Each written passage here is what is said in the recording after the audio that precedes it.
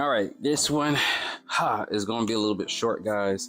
This is Romance in the House on Netflix, Korean drama comedy on Netflix. It stars, let me see, Ji Jin Hee. He plays the father.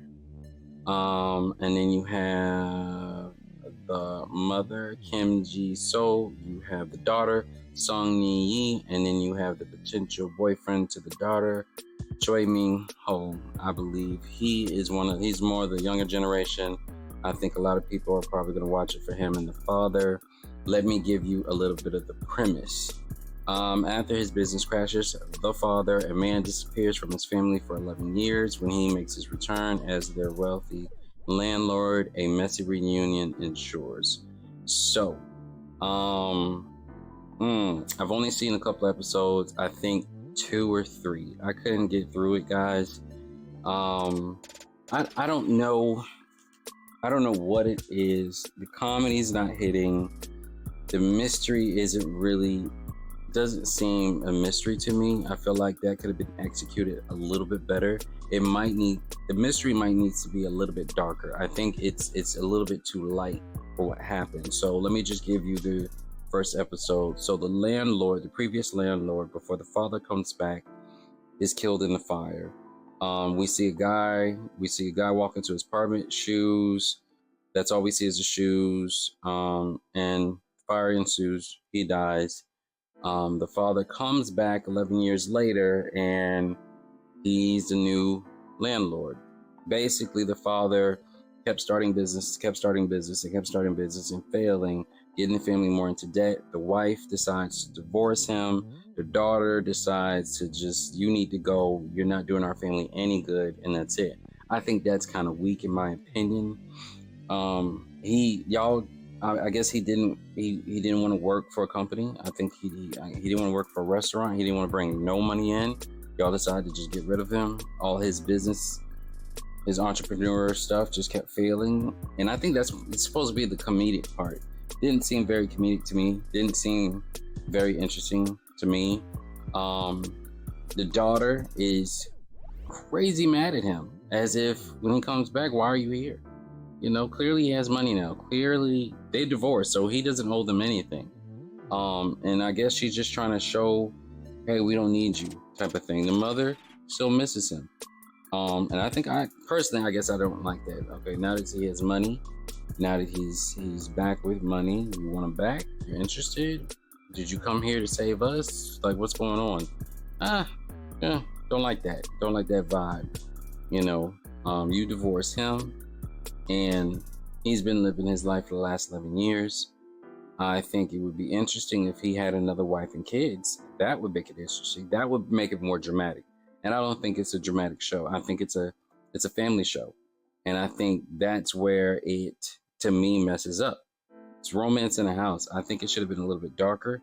It should, just a tad bit. It don't have to be a whole lot dark. The mystery of the landlord should have been a little bit more convincing. He does die, but I already know. I don't think the father did it.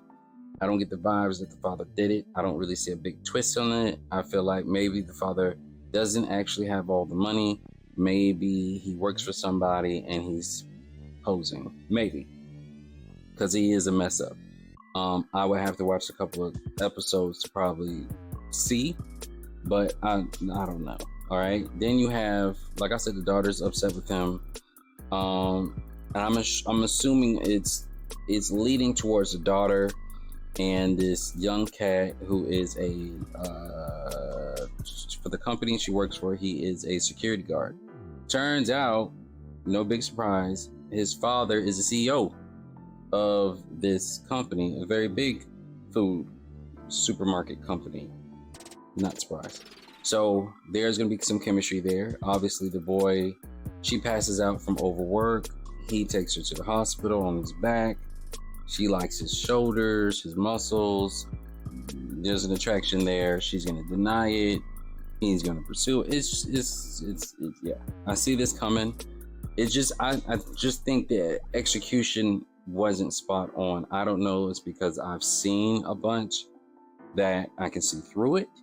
Let me know in the comment section if you end up finishing the series and it is not what I'm saying. If it's not what I'm saying, then I'll go back and watch it and be surprised. But if it's exactly like what I'm saying, no, it could have been done right. I've seen different shows where, okay, I see where this is going, okay, and it's just a little twist and it's something done right. Like, what did I do? It was Perfect Marriage Revenge versus Marry My Husband, right? It's pretty much the same premise. Wife is betrayed or killed in the future. They go back in time and she has to change it. Similar premises, but done differently, right? I end up finishing them both because they both were good in their own right. I just think Marry My Husband was done a little bit better. The execution and the explanation and the acting and the character development was just done better, right? We've seen a couple of shows with similar premise, not similar, but similar tonality at least, or theme was similar, but it was done better. It was done right. You know, y'all got a mixture of family, you got a mixture of a little bit of mystery, you got a mixture of a little bit of comedy. It's just, I think they swayed too much to the lighthearted family side more, right?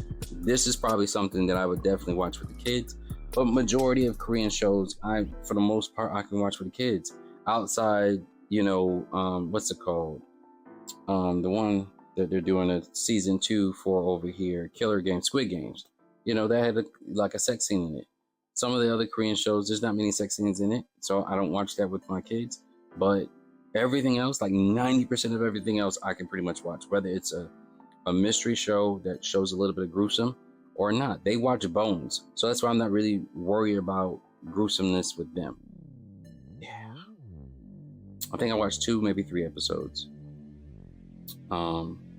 Yeah, I don't think I can get through this. Rating, solid, maybe 4 out of 10. It's something that I don't even look forward to finish, right? But the acting is good. The acting is spot on. Like I said, I never have any issues with Korean actors. They do their job over there. They get whoever in the role. Even, you know, from episode 1, I probably didn't think the actress or actor was spot on. By episode 2, I was like, oh, that's why they got him. Perfect. So, Romance in the House, have you seen it? Am I wrong? Let me know if I'm wrong. Spoil it for me a little bit if you can. I'll go back and watch it. World Strong Review, Ezekiel.